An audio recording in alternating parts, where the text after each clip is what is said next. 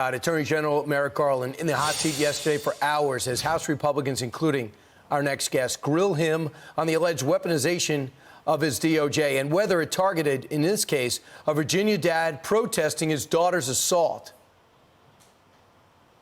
You sent a memo on October 4th, 2021, directing the FBI and U.S. attorney offices to address, quote, harassment, end quote, of school boards. The White House asked for specific threats, and one of the examples was Scott Smith. Yes or no? Has it been rescinded?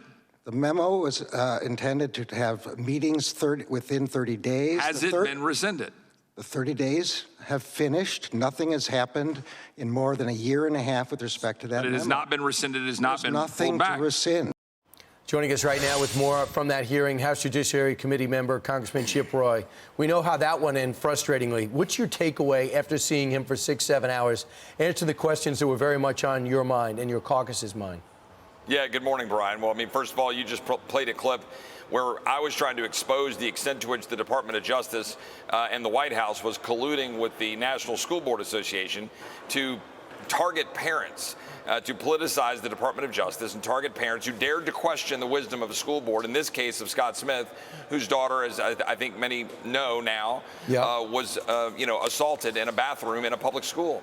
And Scott just wanted to protect his daughter, and he's the one who gets made into a so-called domestic terrorist by this Department of Justice. And the Attorney General refused to answer the question. Right, when he said, and then when I pushed on him and I said, hey, why have you not rescinded the memo? He said, well, there's nothing to rescind. Yes, there is. You took a position to target parents. You should rescind that. But more importantly, in the early part of that hearing, he was refusing to acknowledge the extent to which the DOJ has been slow walking, very obviously, going after Hunter Biden. It was clear. Hunter Biden's on Burisma. They didn't want to go after those issues. And I asked him point blank at the end, I said, look, don't tax cases go through Main Justice? He didn't want to answer that. He goes, oh, you're talking about Hunter Biden. I said, no, I just asked you a simple question. Do not tax cases go through Main Justice? He didn't want to answer it. He kind of had to admit, yes, they do. We know what happened here, Brian. We all get the joke.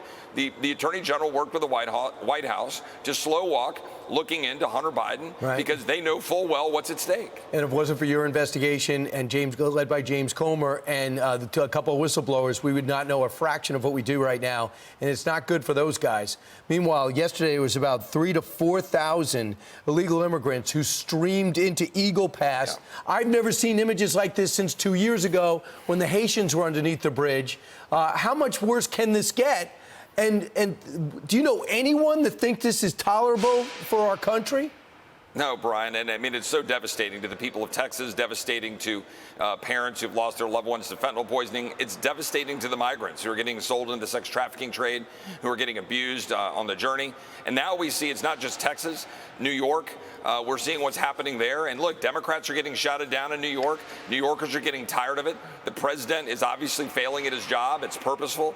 Alejandro Mayorkas failing at his job. We should impeach him. We should defund his salary. But here's the critical part. We should, as Republicans, send a strong message to the Senate that we're not going to advance funding of government without dealing with the border. And we had a proposal last week that would have said, hey, we're going to cut spending by 8%. We're going to attach H.R. 2. We're going to send a good Department of Defense funding bill over there that gets rid of the social engineering and jam it down their throats. Unfortunately, some of my colleagues didn't agree. We're trying to get there. Yesterday, we had a good conference meeting. Hopefully, we will come to some agreement and do that because we got to highlight for the American people that it is Democrats who would rather risk shutting down the government rather than shutting down the border, which is what should happen. So you got guys like Ken Buck says, I'm not voting for it. Yeah, Matt Rosendale go, I told him not voting for a CR. Chip, you are as principled a conservative as there is in Washington. If you're there negotiating, knowing you're not getting everything you want, you have to get something to the Senate. Do they know that their majorities in the balance here? Well, look, these guys are friends of mine, and look, they are principled trying to fight to move it as far as they can to cut spending. The American people agree with us on that. But in my view, we have to send a strong message to the Senate to set the negotiating. Yes. We also have to get to 218 votes to try to get the biggest win we can. And for me, getting significant cuts and border security like H.R. 2 would be a monumental win. Yesterday, some progress was made. We spent the last 2 days sitting in the bowels of the Capitol with whiteboards and looking up numbers. And You know, we made a lot of progress getting agreement. I hope we'll get to 218, but I don't know that we're there yet. But we need to send something to the Senate because it is very clear Democrats have no interest in making changes if we don't force them. It's our job as Republicans to unite and force them. So the word is you're going to work through the weekend to do this. I would hope you guys would have come back in the summer to get your appropriations bill done. You demanded regular order. It hasn't happened yet. But right now's not the time to point fingers. But in the big picture, your job is to get something forward and show that you are responsible enough to run a chamber of Congress. And if you don't, what will that do to the chances of you keeping that majority? It'll be devastating if there's a shutdown. Yeah, well, I mean, I think the shutdown is less the question. That'd be more devastating if Republicans don't unite and send a message to the American people about what we're fighting for. We got to send something over to the Senate that cuts spending, secures the border, make sure our troops are funded, make sure our vets are funded at the right levels. But we've got to cut spending. We have $2 trillion of deficit this year, Brian. $2 trillion. We have borders that are wide open. The president doesn't care. Democrats are MIA. Republicans are the only ones having the real debate in this town. So we've just got to try to force unity. But remember, we have 221 people because we had somebody resign. Steve Scalise is battling cancer. So our numbers are getting pretty thin. We've got to figure out how to get 218 to do our job. There's no excuses here.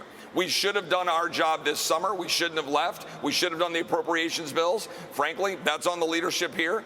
But we're trying to fight right now to hold the numbers down and do our job to secure the border. That's what I'm going to throw every ounce of my energy into. Show America what America would look like if you guys had the White House and the Senate, and then let America decide. Don't make it easy for Democrats. Congressman Chip Roy, thank you.